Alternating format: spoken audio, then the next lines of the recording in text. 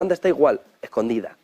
Miren el siguiente gráfico, porque habría que ver el gráfico de IF alrededor de quién está apoyando el movimiento de reducción de la inflación. El quantitative tightening lo está haciendo sobre todo Alemania, que están hartos de los del sur de Europa, porque ellos hacen una política fiscal restrictiva.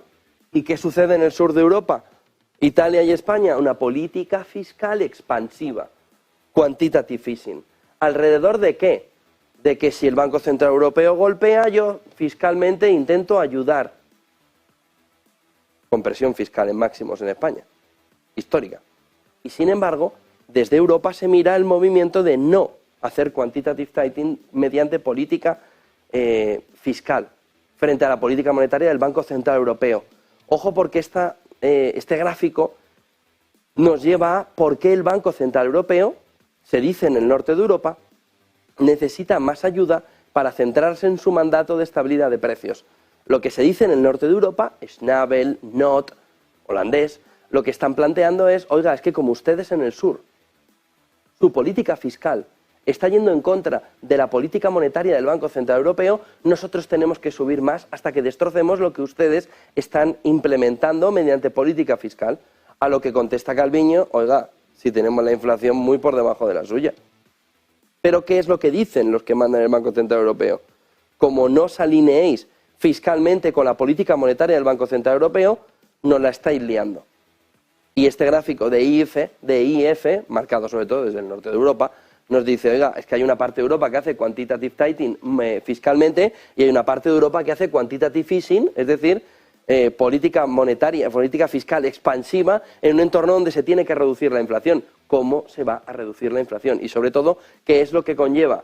Conlleva que esto implica que el Banco Central Europeo tiene que intervenir de una manera más agresiva. Fíjense en el siguiente gráfico, 8:38 de la mañana, que nos manda lo que está diciendo AEI Economics alrededor de la reflexión sobre cómo se puede volver a una política monetaria que pueda estar en el entorno del momento anterior al tiempo del COVID, con un movimiento donde los salarios van en contra de los esfuerzos desinflacionarios. Es decir, si en España, por ejemplo, se pacta 4,33, 4% 2023, 3% 2024, 3% 2025, ¿cómo vamos a tener la inflación en el 2%?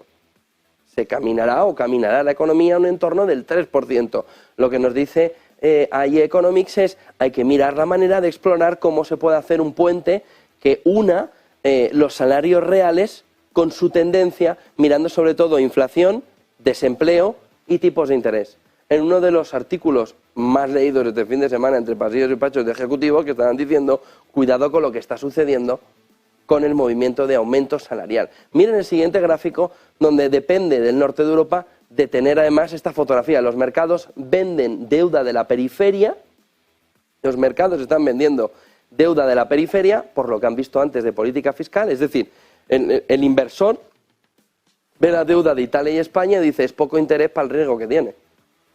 Poco interés me estás dando para el riesgo que supone tu quantitative easing en materia fiscal expansiva en un momento inflacionario y donde el Banco Central Europeo tiene que subir los tipos de interés para golpear. Miren, la zona euro se puede seguir engañando con esta fotografía. Puede hacer lo que quiera y el Banco Central Europeo se puede autoengañar todavía más. Pero eso significa que el Banco Central Europeo se quiere seguir convirtiendo en el único financiador de los déficits fiscales de la periferia. No compre, no meta, no siga haciendo compras en el sur si considera que fiscalmente le están torpedeando esa fotografía que usted necesita de una política fiscal restrictiva para que la política monetaria del Banco Central Europeo tenga efecto. Pero nos estamos haciendo trampas en el solitario. El sur es fiscalmente expansivo, sobre todo Italia y España, llega el inversor y dice muy poco riesgo me estás pagando, muy poca rentabilidad me estás pagando para el riesgo que estoy asumiendo. Vendo y me compro, ¿qué? Norte de Europa. ¿Y qué es lo que hace el Banco Central Europeo? No os preocupéis, hijos míos del sur, que aquí está el dinerito para pagaros.